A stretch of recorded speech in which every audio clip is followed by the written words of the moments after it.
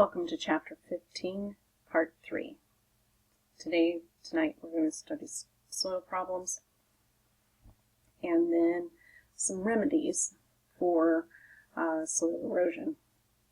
So the first thing that we're looking at here is mineral depletion. And any soil problem is going to cause mineral depletion, or I should say sometimes the minerals are there, but they're locked in the soil and the plant can't uptake them, depending on the situation of the soil. But nevertheless, soil problems, you can't grow anything. Soil salinization. This we've talked about with Lake Mono before, where they diverted so much water that the level of the lake was down and it increased evaporation. What you're looking at here is salt. That's not sand sitting on top, it's salt. And basically what happened here is improper irrigation. I did mention that in passing when we were talking about water and how those pivot irrigators, before they had the long hoses on them, a lot of that water would evaporate, and this is what can happen. And you can see that is extremely salty there. Nothing is going to grow. The salinity level is too high.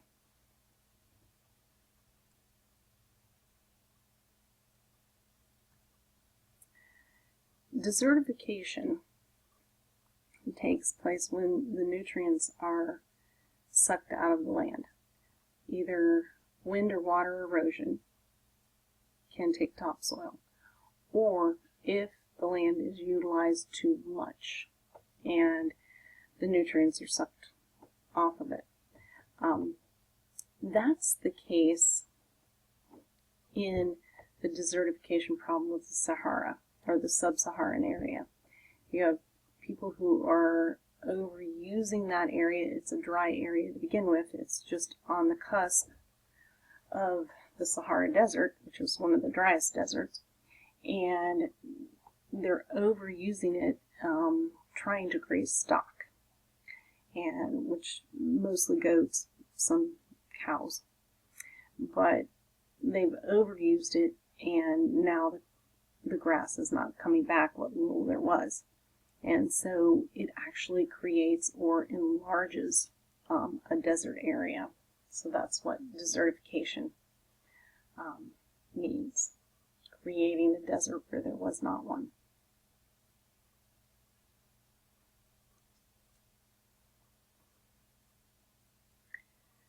So how do we prevent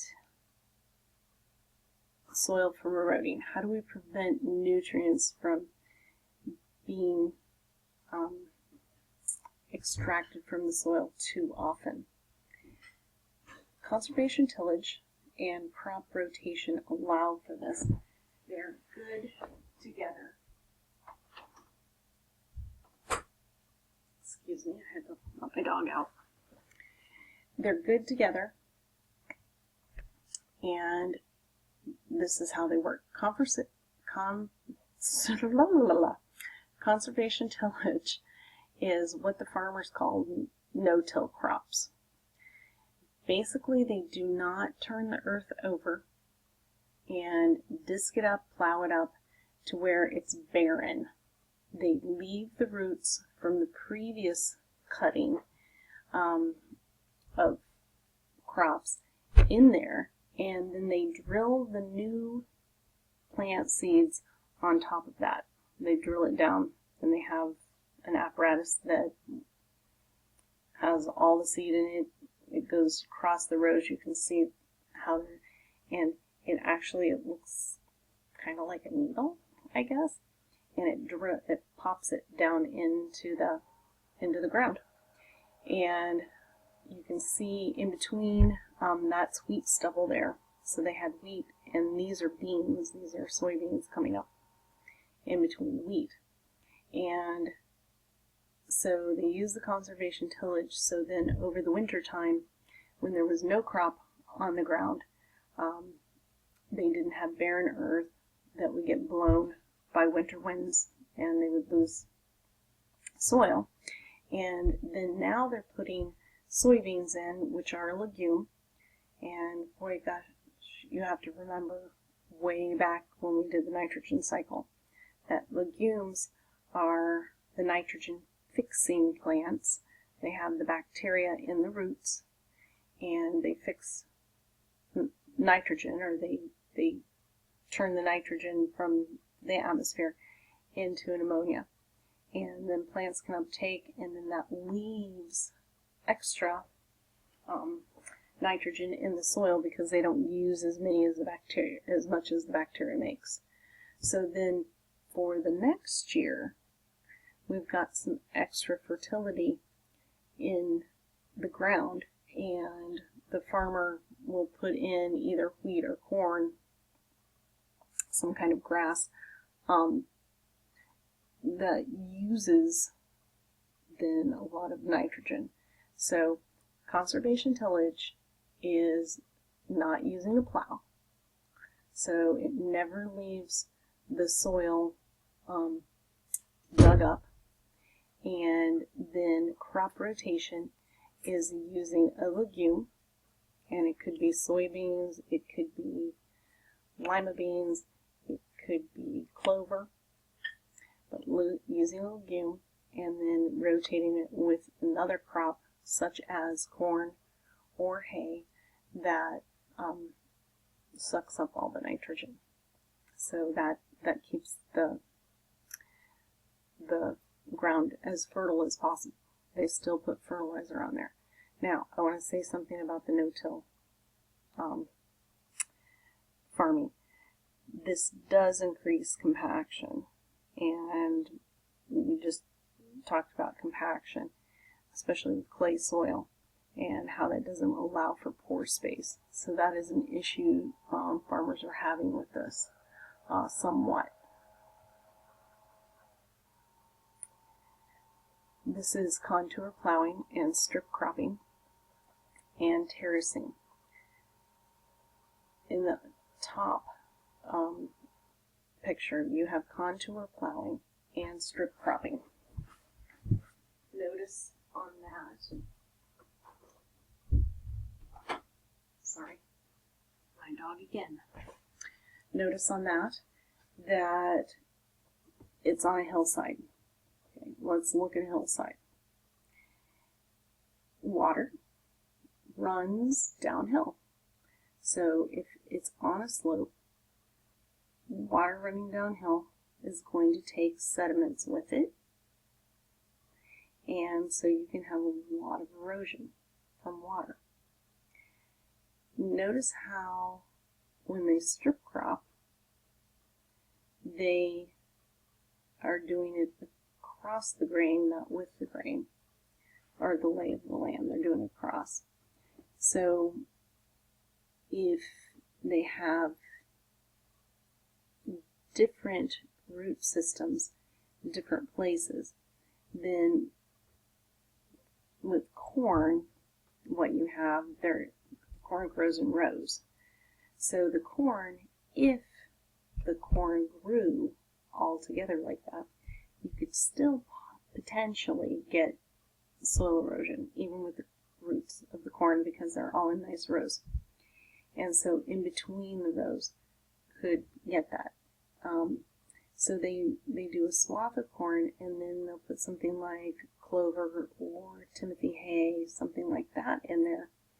And that creates a mat so that the water doesn't run off of that portion. The next year, they would flip-flop, put some beans in there, or different, but where the corn is would be a legume, basically. And it would have that matty root system. So both plowing across the hill instead of with the hill, and then strip cropping allows for the least amount of soil to be eroded down into the valley there. Terracing is a special type of farming, and this is done in areas on mountainsides. It's an ancient way to farm, and basically they build up sides and create steps, if you will, down the mountain.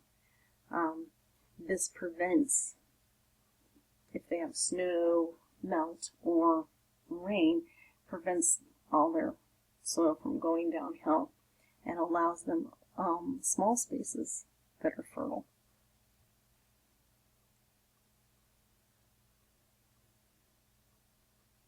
Okay. Two types of fertilizers, and we've talked about fertilizers a little bit. Organic fertilizers are great. Do they have nitrogen? They have phosphorus? Absolutely.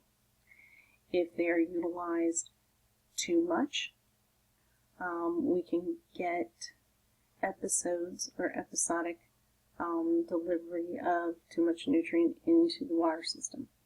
But the thing about with organics is that they decompose, and they decompose rapidly. They're not a time-released thing.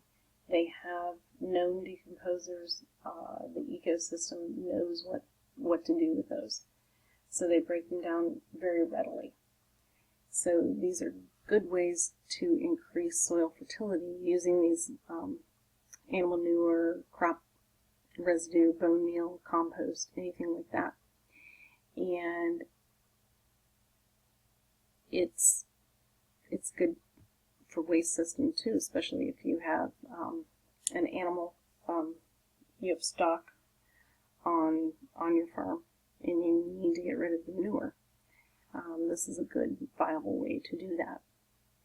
Inorganic fertilizers are soluble. They pollute groundwater. They move fast, but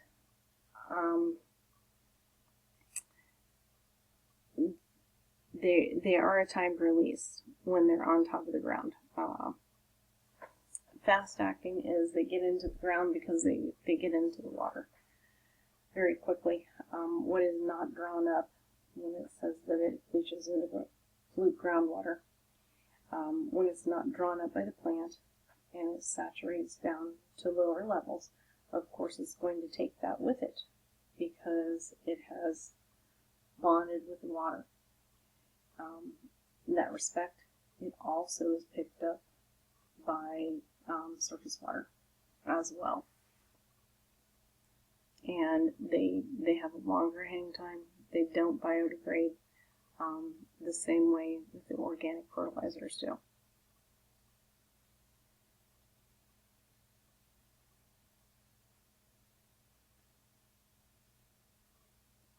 If soil has been degraded, you saw the picture of the desertification, in areas where soil has been very degraded. One of the areas that we're seeing desertification happen is the tropical rainforest. It's better now. They're losing less and less of it every year, but they're still losing some. Basically, the people down there are cutting down the tropical rainforest, all the trees, so that they can farm. And they do this with a slash and burn method. I'm kind of stopping here and giving this to you. And the slash and burn method, basically, when they cut it down and they burn it, then all the trees, all the nutrients in the trees go in the soil. So they get very, very intensive dump of nutrient into the soil, which lasts them around 3 years when they're farming it. And then after 3 years, they just don't have any yield on that land because they have sucked all the nutrients out of it. So then they go and they slash and burn somewhere else. Well, that leaves that barren land that really isn't good for anything. It doesn't regrow big, huge mahogany trees or anything like that anymore either. So how do you reclaim soil once it's been degraded? It's a two-step process. First, you've got to stabilize land, and then you have to restore the nutrients. And stabilizing land just ensures that that land, once you start amending it, it's not going to go anywhere. One way to stabilize land is to get trees to grow. And what you're looking at down here are sections of the farm that they have utilized trees and shrubbery to decrease the wind exposure. And notice that they're smaller plots. When you notice this, they've got the trees every so often. The bigger the field, less protection, the more the wind blows.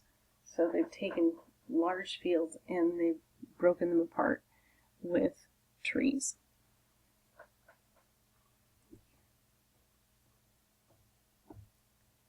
And then you can add, let me go back, then you can start adding manure and starting with your grasses, because grasses will grow without a lot of fertilizer. They just take a little bit, and get that going and sort of get your own compost going there on the land to start amending it, and then you can start to grow crops again.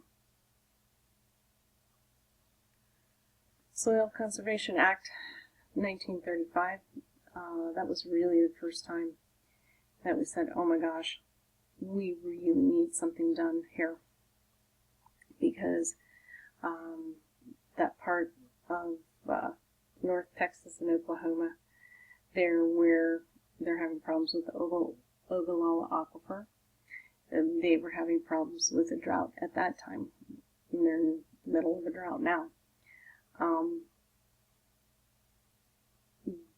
The wind came up, and they had dust in the air thick in New York City. It was depositing on the street in New York City from this area. They lost their topsoil. Part of the problem with loss of topsoil was because they were farming down there things like potatoes, and it wasn't a crop that was good for that area. And they kept farming, and it was dry, so, and they were tilling up, and then the dirt was very, very loose. So, hence it blew to New York. So we created the Soil Conservation Act to help educate farmers on how to use their land. One of the things that came up with this is that there's really no penalty for not following this. This was one of the acts when you did your papers that didn't have a penalty, and that's true. The penalty is if you don't take care of your land, if you don't condition your land, if you don't treat it properly, it's not going to give you a yield, and that's how you make your living.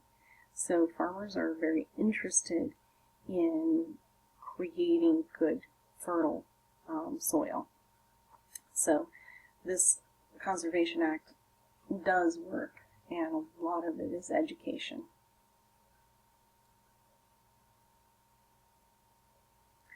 This is the Farm Bill, and we were still having problems with this in 1985 before they started the no-till farming. Really, they were just starting it.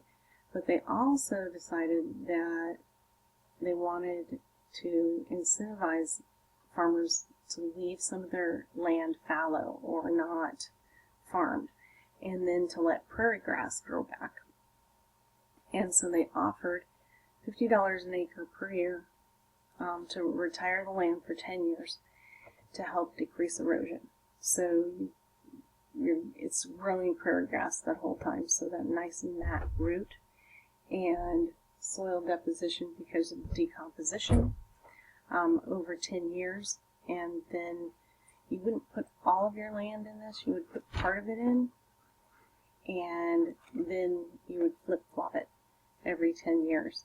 So $50 an acre isn't a tremendous amount for them to get, the farmers, but yet it was consistent.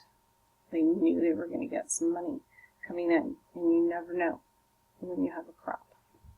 You're going to get it out of the ground before it rots, or if it'll even grow.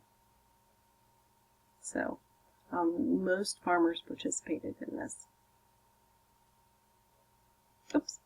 Well, and this is the end of part 3 and the end of chapter 15.